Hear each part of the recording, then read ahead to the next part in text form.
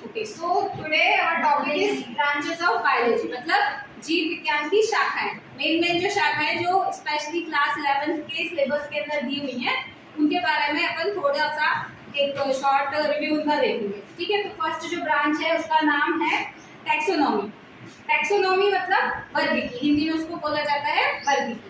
तो जो आपकी फर्स्ट यूनिट है ना, बुक के अंदर जो फर्स्ट यूनिट है उसके अंदर 4 चैप्टर्स हैं जो कि टैक्सोनॉमी की ही अंदर आते हैं, जिसमें हम जीव जगत की विविधता, कैसे वो बना है, उसका क्लासिफिकेशन। मतलब सबसे पहले क्या करेंगे, किसी भी चीज को देखेंगे अपन तो सबसे पहले अपन उसको पहचानेंगे, आइडेंटिफाई करेंगे, फिर अपन उसका नाम रखेंगे मतलब नोमेनक्लेचर, देन उसको अपन क्लासिफाई करेंगे, मतलब किसी ग्रुप के अंदर उसको अपन रखेंगे जिसको कि क्लासिफिकेशन बोलेंगे।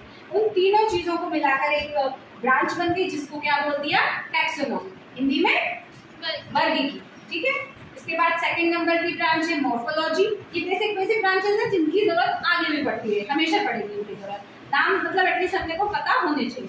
मॉर्फोलॉजी मतलब आकारिकी, सिर्फ जब अपन किसी को आउटर अपीयरेंस मतलब बाहर से देखते हैं, अपन किसी पेड़ को देखा हमने, किसी एनिमल को देखा हमने, बाहर से देख के हमको जो समझ में आया, फर्स्ट ग्रुप में हमको जो लगा कि क्या इसमें तना है, क्या इसमें पत्तियां हैं, क्या इसमें फूल है, फल है, ये सब जो अपने को देखने को मिलता है तो उसको बोलते हैं, उस ब्रांच को अपन बोलते हैं मॉर्फोलॉजी, आकारिकी। इंसानों में जैसे अपन किसी को देखते हैं तो अपन को लगता है इसके भी 2 हाथ है, 2 पैर है। कोई मान लो अपन ने सांप को देखा तो अपन को पता लगता है कि इसके पैर नहीं है।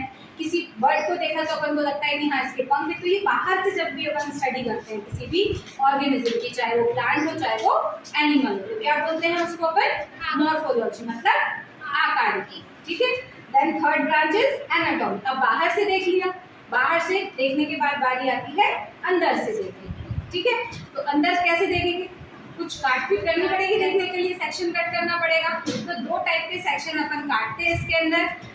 टीएस मतलब ऐसे में है ना, आड़े में काट दिया किसी चीज को तो उसको बोलते हैं अपन टीएस ट्रांसफर सेक्शन, और खड़े में काट दिया किसी चीज को तो अपन उसको बोलते हैं एलएस मतलब लॉन्गिट्यूडनल सेक्शन, लंबवत का।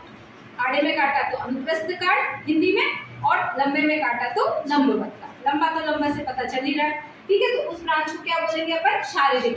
तो अपन प्लांट में भी करेंगे इसकी स्टडी और अपन इसकी एनिमल्स के रेफरेंस में भी करेंगे, दोनों के बारे में करेंगे। इसके बाद ये जो साइटोलॉजी है, थर्ड यूनिट इन क्लास 11 है ना।